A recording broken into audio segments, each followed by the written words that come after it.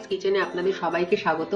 তো এখনকার মডার্ন যুগে কিন্তু ওটস একটা খুব হেলদি খাবার, আর এই হেলদি খাবার দিয়ে যদি সুস্বাদু একটা রেসিপি বানানো যায় তাহলে কেমন হয় বন্ধুরা? তাহলে আজকের রেসিপিটা দেখতে থাকুন, সেরকমই একটা হেলদি আর টেস্টি রেসিপি। ওটসের এই রেসিপিটা করার জন্য আমি এখানে নিয়ে নিয়েছি 1 কাপ রোলড ওটস। এটা আমি একটু ড্রাই রোস্ট করে নেব। হালকা একটা সুন্দর স্মেল বেরোচ্ছে। এবার আমি গ্যাসের ফ্লেমটাকে অফ করে দিলাম। এবার ঠান্ডা করে বাটিতে ঢেলে নেব।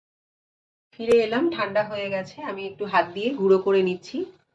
আপনারা কিন্তু মিক্সিতেও গুঁড়ো করে নিতে পারেন, কিন্তু আমি অতটা গুঁড়ো আর করছি না, হাত দিয়ে যতটা সম্ভব গুঁড়ো করে নিচ্ছি। দিয়ে দিচ্ছি 2 টেবিল চামচ সুজি আর 2 টেবিল চামচ বেসন। দিয়ে দিচ্ছি 1 চামচ হলুদ গুঁড়ো, 1 চামচ দিয়ে দিচ্ছি কাশ্মীরি লঙ্কার গুঁড়ো, 1 চামচ দিয়ে দিচ্ছি জিরে গুঁড়ো, 1 চামচ দিয়ে দিচ্ছি আমচুর পাউডার। এবার ভালো করে মিক্স করে দেবো একটু।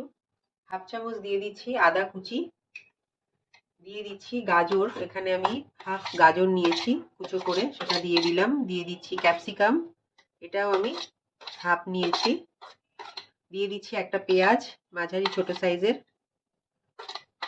দিয়ে দিচ্ছি লঙ্কা কুচি, দুটো দিয়েছি, আপনারা ঝালটা নিজেদের স্বাদ অনুযায়ী দেবেন। আর দিয়ে দিচ্ছি হাফ টমেটো। এবার ভালো করে মিক্স করে নেব। 1 কাপ জল নিয়েছি, আস্তে আস্তে করে দেব। জলটা আপনারা বুঝে দেবেন কতটা লাগে। আবার দিয়ে দেবো। তো আমি পুরো মিক্স করে নিয়েছি। এবার 10-15 মিনিট আমি এইভাবে ঢাকা দিয়ে রেখে দেবো। ঢাকাটা তুলে নিচ্ছি। দিয়ে দিচ্ছি নুন স্বাদ অনুযায়ী, আর দিয়ে দিচ্ছি ধনেপাতা কুচি, আর একটুখানি জল দিয়ে দেব। এবার আবারও মিক্স করে নেব। তো মিক্স আমার হয়ে গেছে। এবারে আমি মেন পর্বে চলে যাব। এখানে একটা তাওয়া বসিয়ে নিয়েছি, আর নিয়ে নিয়েছি আমি কুকিং অয়েল। আর আমি স্প্যাচুলার সাহায্যে এটা মাখিয়ে দিচ্ছি তাওয়ার মধ্যে তেলটা। তাওয়াটা আমার গরমও হয়ে গেছে। 1 হাতা ব্যাটার নিয়ে আমি দিচ্ছি, ছড়িয়ে দেব হাতার সাহায্যে। আঁচটা মিডিয়ামে রেখে আমি ঢাকা দিয়ে 2-3 মিনিট কুক করব।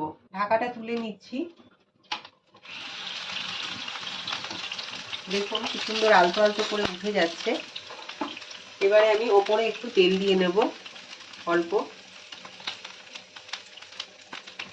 এবার আলতো হাতে আমি উল্টে দেব। তো সুন্দরভাবে আমার ওটসের চিলা তৈরি হয়ে গেল।